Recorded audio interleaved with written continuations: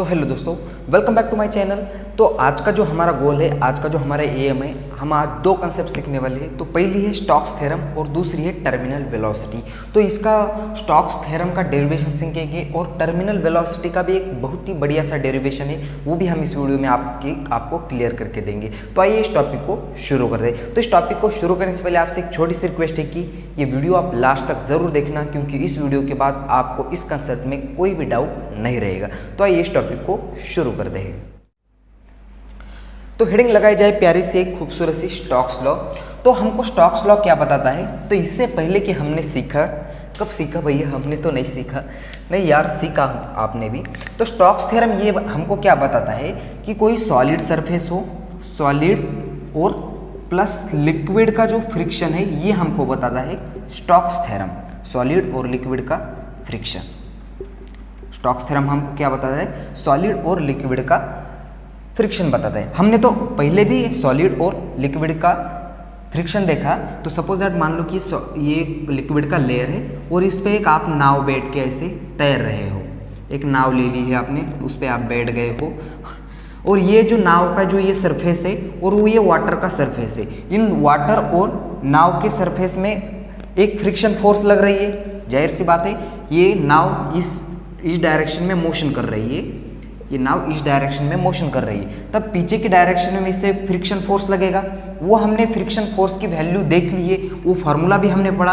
वो friction force का formula क्या था? माइनस ईटा एरिया और velocity gradient, change in velocity upon displacement. ये फार्मूला आपने पढ़ा है, सीखा है।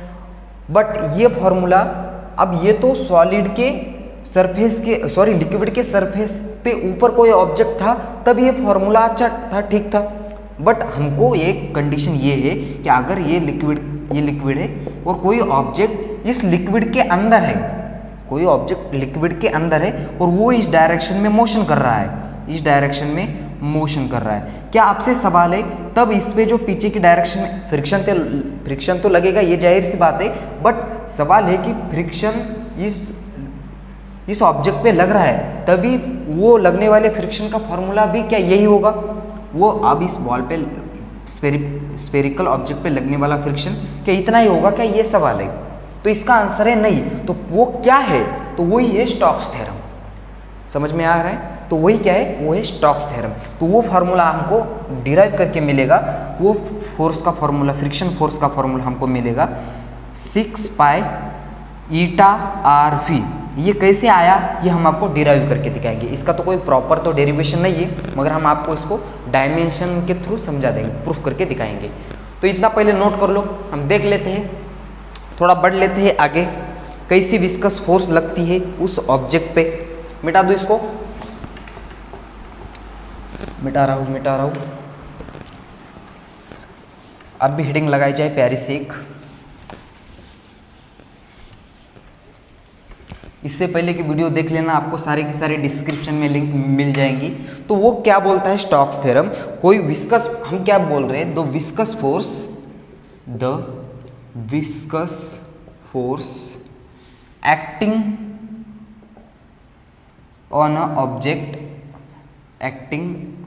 ऑन ऑब्जेक्ट, बट ये जो ऑब्जेक्ट है ये सॉलिड के, लिक्विड के सरफेस पे ऊपर नहीं है। On a moving object inside a fluid, acting on a moving object बोल दो इसको, क्योंकि वो ऑब्जेक्ट कैसा हो रहा है? मूव कर रहा है लिक्विड के अंदर। Moving object inside a fluid. कोई एक लिक्विड पे अंदर ऑब्जेक्ट है और वो मोशन कर रहा है, तब उस पे लगने वाली फोर्सेस कैसी होगी? वो किस किस चीज पे डिपेंड्स होगी, वो हमको स्टोक्स थ्योरम बताता है। तो पहला क्वांटिटीज है, तो पहला जो है वो लिक्विड के अंदर वो बॉक्स ऐसे जो भी वो स्फेरिकल ऑब्जेक्ट है, वो स्फेरिकल ऑब्जेक्ट ऐसे मोशन कर रहा है। तब जो मोशन कर रहा है, तब उस स्फेरिकल ऑब्जेक्ट का शेप कैसा होगा और साइज कैसी होगी, उस पर डिपेंड्स होगी वो विस्कस फोर्स। वो ऑब्जेक्ट स्फेरिकल है, कोनिकल है, जैसा भी है, उसका जैसा शेप है उस चीज पे डिपेंड्स होगी। हम क्या बोल रहे हैं? The viscous force acting on a moving object inside a fluid, वो कैसे डिपेंड्स रहेगी? तो पहला है शेप एंड साइज। वो ऑब्जेक्ट की साइज कैसी है, उसका शेप कैसा है? तो पहला है shape and size of object. दूसरी बात है, दूसरे चीज पे डिपेंड्स रहेगा, वो ऑब्जेक्ट की स्पीड कितनी है, speed of object, speed of object, वो ऑब्जेक्ट धीरे चल रहा है या फास्ट चल रहा है, उसके ऊपर भी फ्रिक्शन फोर्स डिपेंड्स रहेगा। और दूसरी बात है कोएफिशिएंट ऑफ विस्कोसिटी। विस्कोसिटी जानते हो, इससे पहले का लेक्चर देखना होगा विस्कोसिटी को, आप विस्कोसिटी के लिए कोएफिशिएंट ऑफ विस्कोसिटी या viscosity of fluid, viscosity of fluid. ठीक है, इतना नोट कर लो पहले। अब हम देख लेते हैं वो ऑब्जेक्ट कैसा है। तो इसने जो स्टोक्स थ्योरम में हमको बोला है, स्टोक्स लॉ में जो बोला है, हमको वो स्फेरिकल, एकदम स्फेरिकल ऑब्जेक्ट लेना है। तब हमको उसकी कुछ और बातें ध्यान में रखनी होगी। वो स्फेरिकल ऑब्जेक्ट है, ये देखो जरा, ये लिक्विड है, लिक्विड के अंदर कोई ऑब्जेक्ट है, तो उस ऑब्जेक्ट की हमको सबसे पहले बात ध्यान में रखनी है। सबसे पहले उसको शेप एंड साइज में उसका हमको पहले है रेडियस उसकी ध्यान में रखनी है, radius of sphere, radius of sphere. दूसरा है उसकी स्पीड, दूसरी है speed of object, speed of sphere, उस स्फीयर की स्पीड कितनी होगी। यानी कि जो ऑब्जेक्ट है वो सिर्फ और सिर्फ पानी के अंदर के ऑब्जेक्ट पे अप्लाई होगा और वो ऑब्जेक्ट एकदम स्फेरिकल होना चाहिए। उस radius of sphere R speed of object फी और कोएफिशिएंट ऑफ विस्कोसिटी। तीसरी बात है कोएफिशिएंट ऑफ विस्कोसिटी, विस्कोसिटी जो कि है ऐसे ईटा से डिनोटेड होता है, कोएफिशिएंट ऑफ विस्कोसिटी। पहले इतना नोट कर लो, हम वो फार्मूला दिखाएंगे आपको और वो प्रूफ भी करके दिखाएंगे डायमेंशन के थ्रू। कर लो इतना नोट, दिखाई दे रहा है वहां तक? राइटिंग थोड़ी गंदी आ रही है, ठीक है, आपको एडजस्ट कर लेना है, पूरी जिंदगी एडजस्ट कर रहे हैं तो ये क्यों नहीं करेंगे सर। ठीक है, मिटा दो इसको। अब देख ले फॉर्मूला।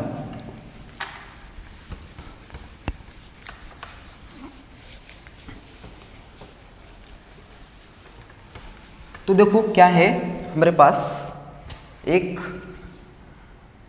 ऐसा एक वाटर है और उस वाटर में एक स्फेरिकल ऐसा बॉल है। तो इस बॉल की, स्फेरिकल बॉल की जो रेडियस है वो है r, और वो इस साइड में मोशन कर रहा है, इस साइड में v वेलोसिटी से मोशन कर रहा है। और इस वाटर की जो विस्कोसिटी है वो है न्यू, सॉरी या ईटा बोल दो उसको। समझ में आ गया? एक स्फेरिकल ऑब्जेक्ट है, वो ऐसे पानी में ऐसे मोशन कर रहा है v वेलोसिटी से, उसकी रेडियस है r और उसकी कोएफिशिएंट ऑफ विस्कोसिटी है ईटा। तो वो उस बॉल पे विस्कस फोर्स लगने वाली कैसी है हमको पता नहीं है, इसे मान लेते हमको पता नहीं है। उस पे विस्कस फोर्स लगने वाली कैसे प्रोपोर्शनल है हमको पता नहीं है। उस कोएफिशिएंट ऑफ विस्कोसिटी, उसकी रेडियस और v को हमको ये पता नहीं है कैसे, इसके डायरेक्टली प्रोपोर्शनल है, इनवर्सली प्रोपोर्शनल है, कैसे है हमको उसकी पावर ही पता नहीं है। तो उसकी पावर को मान लेते हैं हम x y z। समझ में आ गया? हमको क्या फॉर्मूला प्रूफ करना है, कोई viscous force is equal to 6 pi eta are फी, ये हमको प्रूफ करना है। चलो तैयार हो जाओ, कॉपी और पेन लेके तुम भी। तो फिजिक्स का रूल्स यूज कर लेते हैं। डायरेक्टली प्रोपोर्शनैलिटी हटा के उसकी जगह कोई कांस्टेंट लगा दो, फोर्स इज इक्वल टू उसकी जगह कांस्टेंट ईटा एक्स, रेडियस की पावर वाई और वेलोसिटी की पावर जेड। ठीक है, फोर्स के डायमेंशन क्या होते हैं, अब डायमेंशन का यूज करेंगे हम। फोर्स के डायमेंशन सबको पता होनी चाहिए, m1 l1 t-2, ये हो गई फोर्स के डायमेंशन। कांस्टेंट एक डायमेंशन लेस क्वांटिटी होती है कांस्टेंट। ईटा के डायमेंशन, अब ईटा के डायमेंशन हमने पिछले वीडियो में बहुत ही क्लियर से उसका प्रूफ के साथ बता दिया है। वो ईटा के डायमेंशन आपको आते हैं m1 l1 t-1, m1 l-1 t-1, ये है ईटा के डायमेंशन, कोएफिशिएंट ऑफ विस्कोसिटी के m1 l-1 t-1। इसकी पावर है x। रेडियस मीटर में मेजर, सॉरी लेंथ में मेजर होती है l1, उसकी पावर y। और वेलोसिटी के डायमेंशन, वेलोसिटी के डायमेंशन तो बताने की ज़रूरत नहीं होगी आपको, फिर भी बता देता हूँ, l1 t-1, उसकी पावर है z। हमको x y z की वैल्यू पुट करनी है और इस फॉर्मूले में रख देनी है। वो 1 1 ही आएंगे। वो कैसे आएंगे देखो ज़रा, मल्टीप्लिकेशन करो उसका, m1 l1 t minus two equal to m into x l into minus x t into minus x. ठीक है, यहाँ तक l इंटू वाई, एल की पावर वाई, यहाँ भी क्रॉस मल्टीप्लीकेशन l की पावर z, t की पावर माइनस z। ठीक है, यहाँ तक क्लियर है। अब देखो यहाँ भी m है और कहाँ m है, कहीं पे भी नहीं है।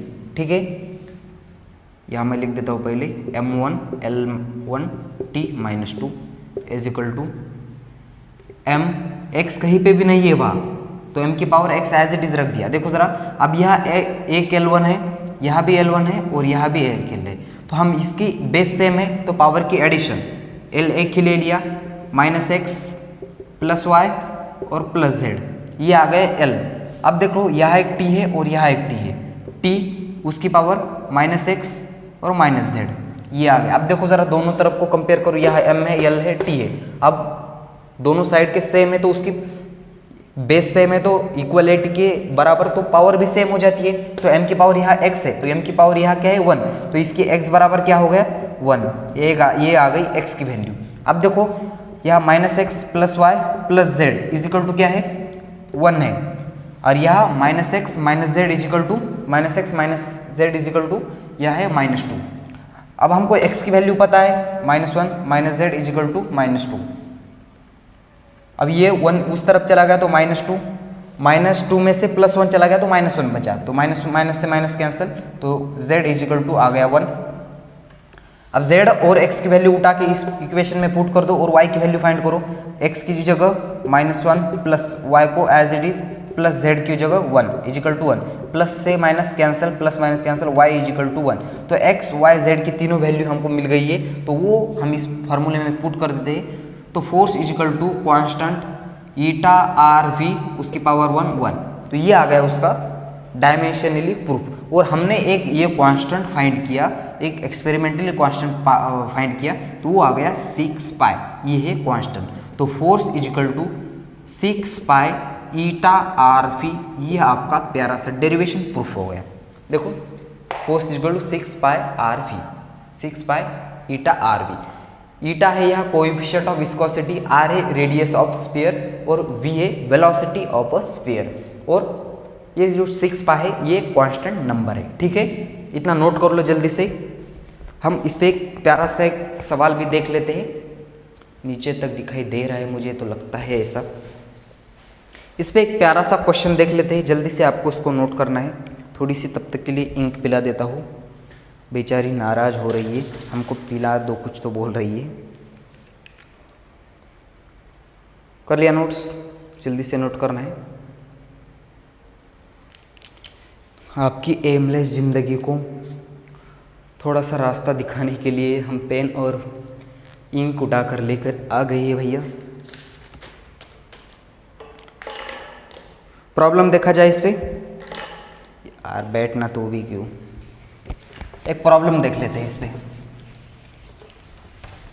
तो इस कोई मैकेनिकल प्रॉपर्टीज ऑफ फ्लूइड का ये आई थिंक लास्ट नहीं, इसके आगे का एक लेक्चर आ जाएगा इक्वेशन ऑफ कंटिन्यूटी और बर्नौलीज थ्योरम पे, और इसके बाद ये लेक्चर ये टॉपिक्स ख़त्म हो जाएगा। इसके PDF नोट्स के लिए आपको मैसेज करना है, आपको सब कुछ मिल जाएगा। घर बैठे बैठे नाप तोल का मजा लूटना है सिर्फ आपको। तो क्वेश्चन है आपके सामने, तो वो क्वेश्चन है, क्वेश्चन क्या दे बेटा आपको, तो आपको क्वेश्चन दे देते, ये एक पानी है, एक पानी नहीं है, पानी का ऐसा कटोरा है, और इस कटोरे में एक स्फेरिकल ऑब्जेक्ट है, एक स्फेरिकल ऑब्जेक्ट है। ये स्फेरिकल ऑब्जेक्ट इस डायरेक्शन में मोशन कर रहा है, इस डायरेक्शन में मोशन कर रहा है। तब इसकी जो स्पीड है वो है 10 की पावर 3 मीटर पर सेकंड, इतनी इसकी स्पीड है। और इस ऑब्जेक्ट की जो रेडियस है वो है कितनी लेंगे आप अंदाजे से ले लो वो। और इस ऑब्जेक्ट का जो मास है वो मास भी आपको m दे दिया है, इसकी रेडियस r है, और इस कोएफिशिएंट ऑफ विस्कोसिटी यहाँ की, उसकी रेडियस है 0.5 मीटर पर सेकंड। इसकी रेडियस क्या है, इसकी रेडियस है, रेडियस यहाँ लिख देते हैं, रेडियस है 0.5 सेंटीमीटर या मीटर ले लो, 0.5 मीटर। उसकी कोएफिशिएंट ऑफ विस्कोसिटी की वैल्यू भी आपको दे दी है, वो है 10 की power 3। Coefficient of viscosity is equal to वो है 10 की power -3 newton metre per second square. और क्या रह गया, इसका मास भी आपको दे दिया है। मास ऑफ द ऑब्जेक्ट है बच्चों, तो वो है 6.28 kg, ये इसका मास है। तो और आपको क्या फाइंड करेंगे, आपको इसका एक्सेलरेशन फाइंड करना है।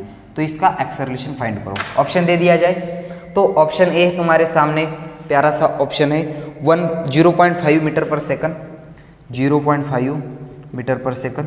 ऑप्शन बी है 1.5 metre per second square. Option C है 2.5 metre per second square. Option D है 3.5 metre per second square.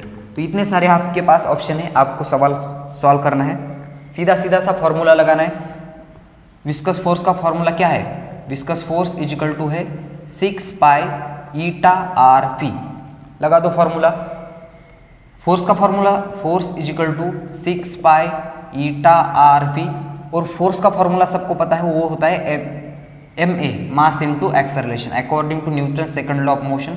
6 into pi की वैल्यू 3.14 इंटू ईटा कितना दिया है, ईटा का आ गया ईटा 10 की पावर -3 इंटू रेडियस कितनी है, रेडियस 0.5 इंटू और क्या दे दिया है, वेलोसिटी भी दे दी है 10 की पावर 3 डिवाइडेड बाय ये जो यहाँ का मास है, वो मास इस साइड भेज दो। तो मास कितना है, वो है 6.28। करो कैलकुलेशन। ये 10 की पावर 3 बेचारा मर गया। ये 3.14 इसको 2 से डिवाइडेड में बैठ जाएगा। ये 2 से 3 को डिवाइडेड कर दो, 2 इंटू 2 3 ज़ा 6। तो क्या आ गया, ए इज इक्वल टू 3 इंटू 0.5। तो इसका मल्टीप्लिकेशन करने के बाद ये इज इक्वल टू ये हो गया 1.5 मीटर पर सेकंड स्क्वायर। तो ऐसा कोई ऑप्शन है कि आपके पास, बिल्कुल है, ये है 1.5 मीटर पर सेकंड स्क्वायर। तो ये हो गया इसका ऐसा एक छोटा सा 5 रुपए वाला प्रॉब्लम। तो ये आपको ऐसे सॉल्व करना आना चाहिए। अब देख लेते हैं आप टर्मिनल वेलोसिटी का डेरिवेशन। तो टर्मिनल वेलोसिटी एक्चुअल में है क्या, तो जल्दी से इतना नोट कर लो। आप कर लिया, बहुत बढ़िया। अब देख लेते हैं टर्मिनल वेलोसिटी क्या है।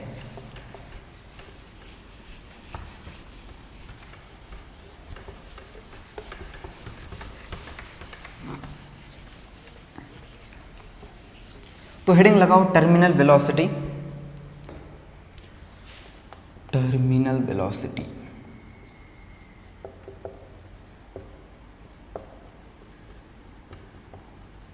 तो टर्मिनल वेलोसिटी क्या होती है ना, वेलोसिटी टी इसको बोलते हैं टर्मिनल वेलोसिटी। तो आपसे एक सवाल है कि जब बारिश होती है, तो बारिश के बूंदे हमको बहुत ही ऊपर से आते हैं, आसमान से आते हैं, वो बादलों से आते हैं, यानी कि बहुत ही ऊंचाई से आते हैं। तब जो वो बारिश की बूंदें आती है, क्या सवाल है कि उस बारिश की बूंदों पे एक्सेलरेशन ड्यू टू ग्रेविटी लगती है क्या, तो जाहिर सी बात है वो बादल है, उस बादल पे एक्सेलरेशन ड्यू टू ग्रेविटी लगनी चाहिए। तब इसका मतलब एक्सेलरेशन ड्यू टू ग्रेविटी लग रही है, इसका मतलब क्या हो गया, वो 1 सेकंड बाद उसकी स्पीड थोड़ी बढ़ गई। सपोज दैट मान लो कि वो 10 मीटर पर सेकंड स्क्वायर से आ रहा है, अगले सेकंड के बाद उसकी स्पीड बढ़ जाएगी, 20 मीटर पर सेकंड स्क्वायर हो जाएगी।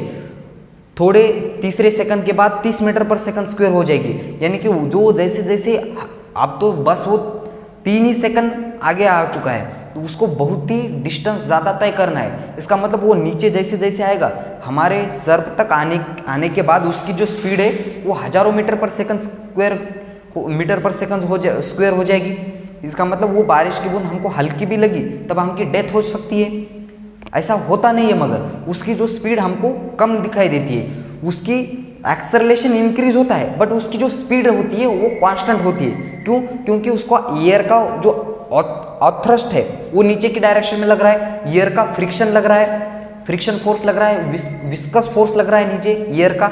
एयर भी एक क्या है, एयर एक फ्लूइड है ना, तो एयर का फ्रिक्शन उस बूंद को ऊपर की डायरेक्शन में लगता है। आसान भाषा में बोली तो वो ये क्या है, टर्मिनल वेलोसिटी। तो वही है टर्मिनल वेलोसिटी क्या है, देखो जरा समझा देते हैं आसान भाषा में। ये एक लिक्विड है, हाँ दिखाई दे रहा है, ये लिक्विड है। अब इस लिक्विड पे क्या किया मैंने, एक ऐसा स्फेरिकल ऑब्जेक्ट ऐसा ड्रॉप्स कर दिया। यहाँ क्या कर दिया, एक स्फेरिकल ऑब्जेक्ट ड्रॉप्स कर दिया। क्या हो रहा है देखो जरा, इस स्फेरिकल ऑब्जेक्ट पे कौन कौन से फोर्सेस लग रहे हैं। ऊपर की डायरेक्शन में अपथ्रस्ट लग रहा है U, ऊपर की डायरेक्शन में फिर से एक बार क्या लग रहा है, अपथ्रस्ट तो लग रहा है, और उसका विस्कस फोर्स भी ऊपर की डायरेक्शन में लग रहा है, विस्कस फोर्स। और वो ये बॉल जो मैंने ड्रॉप किया, ये वो बॉल का जो वेट है वो नीचे की डायरेक्शन में ऐसे लग रहा है। ठीक है, आपको ये तो सीखा होगा आपने कि अपथ्रस्ट का फॉर्मूला क्या होता है। नहीं भी सीखा तो एक बार आपको माइंड में सेट कर लेना है कि अपथ्रस्ट का जो फॉर्मूला होता है बच्चों, वो होता है ये अपथ्रस्ट इज इक्वल टू, ये हो गया सिग्मा रो जी। ये है अपथ्रस्ट का फॉर्मूला। सॉरी या वॉल्यूम है, ये है अपथ्रस्ट का फॉर्मूला। ये है वॉल्यूम डिस्प्लेस्ड ऑब्जेक्ट है, तो हम वॉल्यूम ऑब्जेक्ट ले रहे हैं, वॉल्यूम ऑफ ऑब्जेक्ट। यह डेंसिटी है, रो है density of object, density of, या क्या ले, यह दो डेंसिटी है, एक डेंसिटी ऑफ ऑब्जेक्ट है और दूसरी है density of a solid substance, density of liquid, और जी है एक्सेलरेशन ड्यू टू ग्रेविटी। ये सबको पता है एक्सेलरेशन ड्यू टू ग्रेविटी की वैल्यू होती है। कुल यहां तक बढ़े, थोड़ा आगे हम। अब देखो जरा क्या हो जाएगा कि ये बॉल ऐसे नीचे नीचे आएगा। अब यह क्या है, इसका जो वेलोसिटी है, ये वेलोसिटी बढ़ गई। इसका मतलब जो फ्रिक्शन फोर्स भी क्या हो गया, विस्कस फोर्स भी क्या हो गया, थोड़ा सा बढ़ गया। क्यों? क्योंकि हमने फॉर्मूला अभी सीखा कि coefficient friction force is equal to 6 pi eta are फी। ये देखो वेलोसिटी बढ़ रही है, विस्कस फोर्स भी बढ़ रहा है। थोड़ा नीचे आ गया, वेलोसिटी और ज़्यादा बढ़ गई, तो विस्कस फोर्स भी क्या हो गया, और ज़्यादा बढ़ गया। मगर ये बॉल ऐसे अब क्या हो गया, यहाँ तक आ गया बॉल, ये स्फेरिकल ऑब्जेक्ट यहाँ आ गया। अब एक कंडीशन ऐसे आ गई, अब इस फिर से एक बार इसको ऊपर की डायरेक्शन में अपथ्रस्ट लग रहा है, ऊपर की डायरेक्शन में विस्कस फोर्स, और नीचे की डायरेक्शन में लग रहा है वेट। अब यह क्या है, यह जो वेट था ज़्यादा था, किससे, अपथ्रस्ट से और विस्कस फोर्स से। इस कंडीशन में क्या है, वेट ज़्यादा है, कैसे, अपथ्रस्ट से और विस्कस फोर्स से, इसलिए वो नीचे नीचे आ रहा है, उसकी वेलोसिटी बढ़ रही है, उसका एक्सेलरेशन बढ़ रहा है। अब इस कंडीशन में क्या हो गया, ये वेट जो है वो बराबर हो गया अपथ्रस्ट से और विस्कस फोर्स से। फिर से मैं क्या बोल रहा हूँ, ये वेट बराबर हो गया अपथ्रस्ट से और विस्कस फोर्स से। इसका मतलब ये नहीं कि ये ऑब्जेक्ट ऐसे गिरना, फॉल होना स्टॉप हो गया, वो तो नीचे गिर रहा है, मगर एक कांस्टेंट वेलोसिटी से गिर रहा है। एक वेलोसिटी जो इसकी है वो कैसी है, कांस्टेंट वेलोसिटी से वो नीचे आ रहा है। और ये कांस्टेंट वेलोसिटी क्या है, ये कांस्टेंट वेलोसिटी तो ही है टर्मिनल वेलोसिटी, इसी को बोलते हैं हम टर्मिनल वेलोसिटी। अब इस कंसेप्ट में क्या हो रहा था, इसकी वेलोसिटी बढ़ रही थी, एक्सेलरेशन बढ़ रहा था, वेलोसिटी बढ़ रही थी, समझ रहे हो। इसका मतलब ये इसका जो वेट है वो ज़्यादा था अपथ्रस्ट से और विस्कस फोर्स से। मगर इस कंडीशन में क्या हो रहा है, इसका ये वेट बराबर हो गया अपथ्रस्ट से और विस्कस फोर्स, इसलिए एक कांस्टेंट स्पीड से वो नीचे गिर रहा है, और वो कांस्टेंट स्पीड को बोलते हैं टर्मिनल वेलोसिटी। समझ में आ गया, कर ले इसका फॉर्मूला डिराइव, इतना नोट कर लो पहले से, बहुत ही गंदा दिखाई दे रहा है लगता है, कर लिया नोट्स। अब देख लेते हैं इसका फॉर्मूला। क्या हम अपथ्रस्ट का फॉर्मूला लिखा हुआ रख देते हैं इसको, वॉल्यूम ऑब्जेक्ट की डेंसिटी और एक्सेलरेशन ड्यू टू ग्रेविटी, ये है अपथ्रस्ट का फॉर्मूला, काम आने वाला है आगे चल के।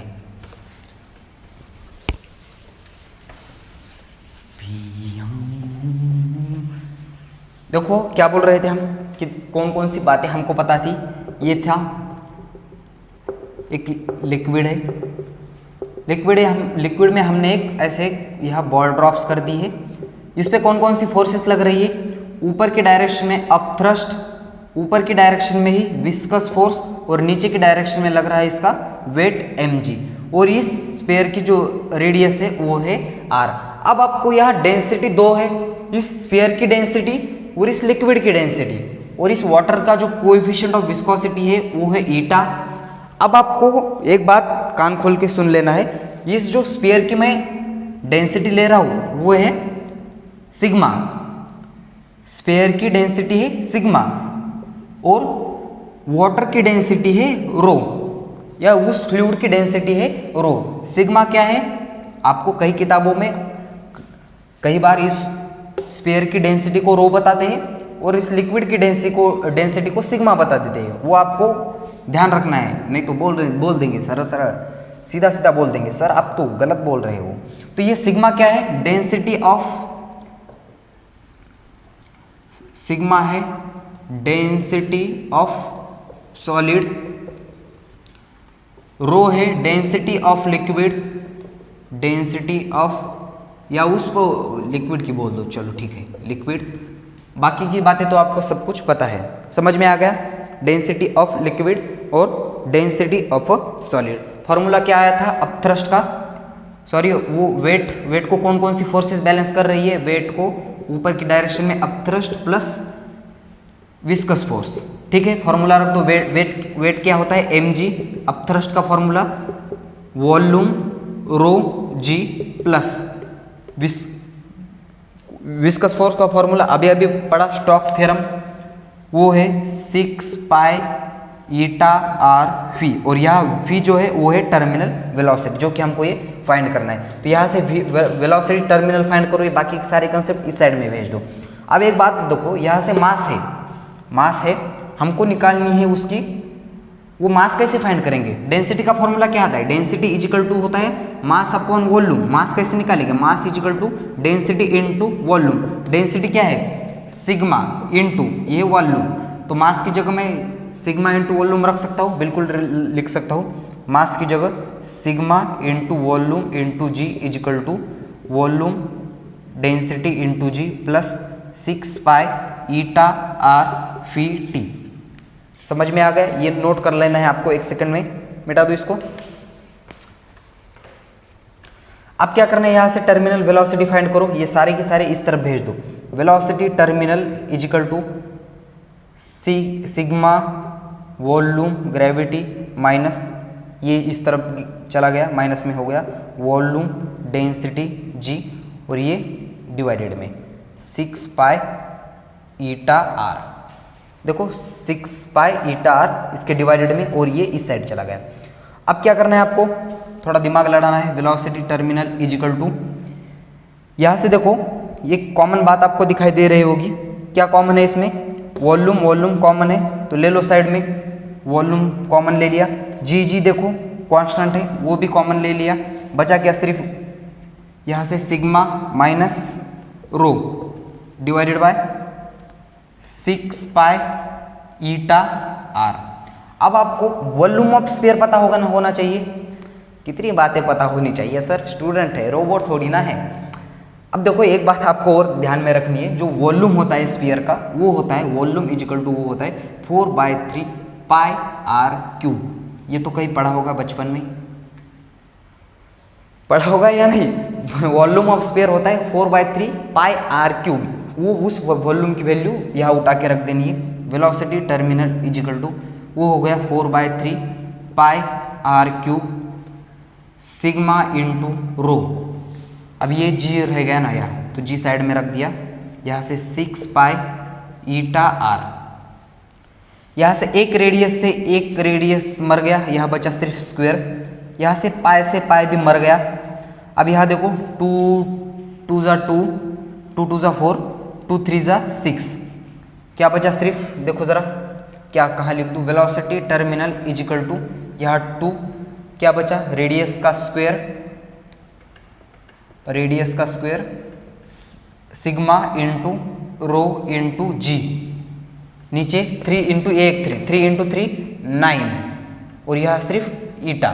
तो ये आ गया वेलोसिटी टर्मिनल का एक प्यारा सा डेरिवेशन। ऐसे कि इसको बॉक्स बना देता हूँ मैं।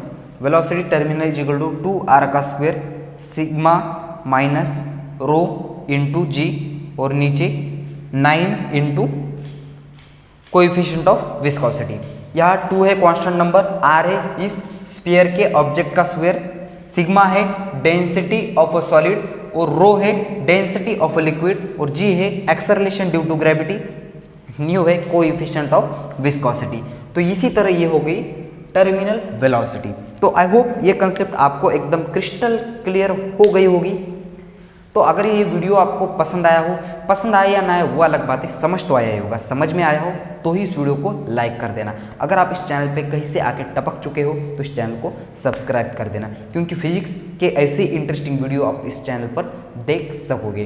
तो मिलते हैं आपको नेक्स्ट वीडियो में, तब तक के लिए पढ़ाई करते रहे और तब तक के लिए वेरी ऑल द बेस्ट।